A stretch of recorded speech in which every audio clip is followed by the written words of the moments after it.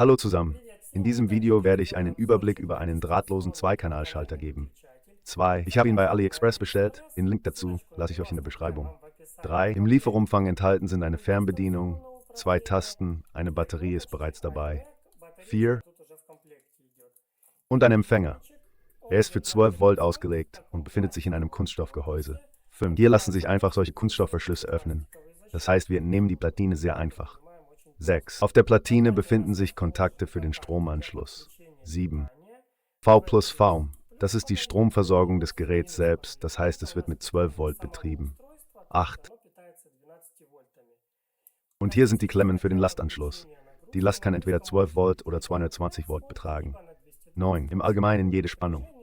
Die Stromversorgung des Geräts und die angeschlossene Last sind hier in keiner Weise miteinander verbunden. 10. Das heißt, wir haben den Empfänger mit 12 Volt versorgt. Und hier können wir ausschalten. 11. Und bereits eine andere Spannung verwenden. 12. Als nächstes zeige ich, wie alles angeschlossen wird. 13. Die Taste wird benötigt, um Fernbedienung zu koppeln und zu entkoppeln. 14. Und hier gibt es 3 Pins. Sie dienen zur Auswahl des Betriebsmodus. Es gibt hier 3 Betriebsmodi. 15. Als nächstes zeige ich auch, wie das alles funktioniert. 16. Zuerst werden wir das Gerät mit Strom versorgen. Hier sind 2 Klemmen. 17. Ich werde einfach 12 Volt vom Netzteil zuführen. 18. Das rote Kabel ist Plus.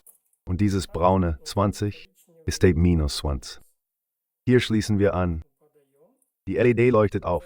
Das heißt, das Gerät ist bereits mit Strom versorgt. 23. Jetzt ziehe ich die Klemmen fest. 24. Die Fernbedienung ist nicht gekoppelt. Der Empfänger reagiert überhaupt nicht. 25. Die LED leuchtet, aber die Relais klicken nicht. 26. Um die Fernbedienung zu koppeln, drücken wir die Taste und drücken dann die Taste auf der Fernbedienung. Gedrückt, der Empfänger blinkte. 28.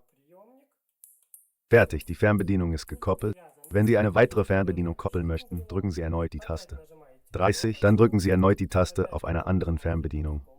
31. Und der Empfänger koppelt die Fernbedienung. 32. Hier klicken die Relais. 33. Jetzt müssen wir hier eine Last anschließen. 34. Als Beispiel schließe ich hier eine 220 Volt Last an. 35. Das heißt, ich nehme 36. Ich habe 2 Glühbirnen, sie sind für 220 Volt ausgelegt. 37. Wir werden sie anschließen und sehen, wie sie gesteuert werden. 38. Man kann diesen Empfänger zur Steuerung der Beleuchtung verwenden, zum Beispiel im Freien. 39. Was müssen wir tun? 40. Hier gibt es zentrale Kontakte. 41. Hier 2 Kontakte. An diese muss Spannung angelegt werden. Wenn Sie 12 Volt Spannung verwenden, legen wir hier plus 12 Volt an. Wenn wir 220 Volt Spannung verwenden, wie ich es jetzt tue, dann legen wir hier die Phase an. Deshalb muss ich hier die Phase anlegen. An diesen Kontakt und an diesen. So, ich nehme 2 Drähte, ziehe sie fest.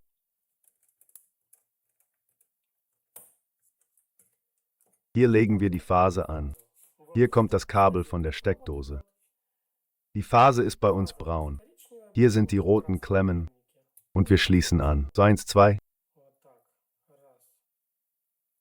Wir haben die Phase an das Relais angelegt.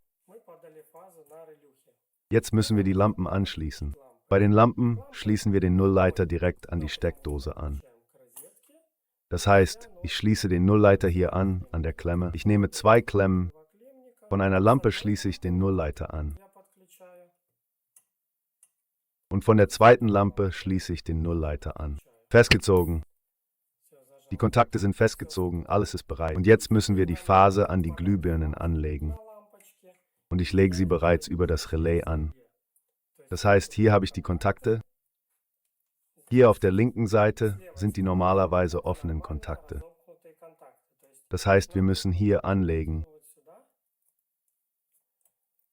einsetzen, festziehen.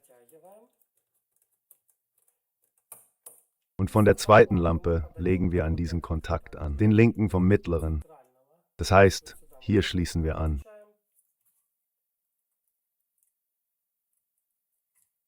Ebenfalls eingesetzt und festgezogen. Das ist im Prinzip alles. Wir haben alles angeschlossen. Alles ist bereit. Hier haben wir 2 Glühbirnen. Jetzt muss das Ganze mit Strom versorgt werden. So, damit Sie es sehen können.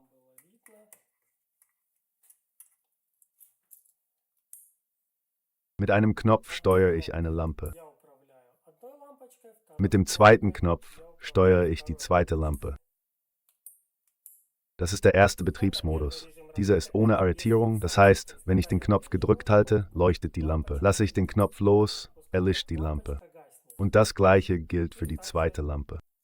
Um den Betriebsmodus mit Arretierung einzustellen, müssen wir diesen Pin umschalten.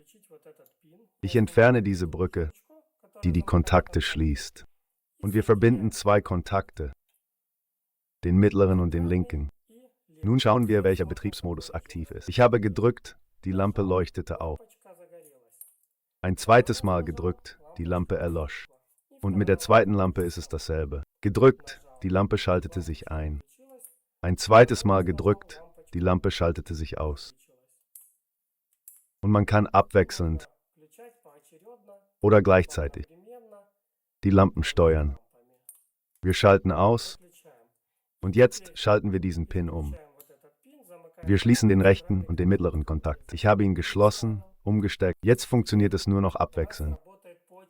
Das heißt, hier leuchtet eine Lampe. Wenn ich die zweite Lampe einschalte, schaltet sich die erste automatisch aus. Das heißt, wir haben einen Umschaltmodus. Ich schalte die erste Lampe ein und sie erlischt automatisch. Das heißt, hier findet ein Umschalten statt. Eine schaltet sich ein, die andere schaltet sich aus. Gleichzeitig können nicht zwei Lampen leuchten. Das ist der dritte Betriebsmodus. Im Prinzip ist das alles.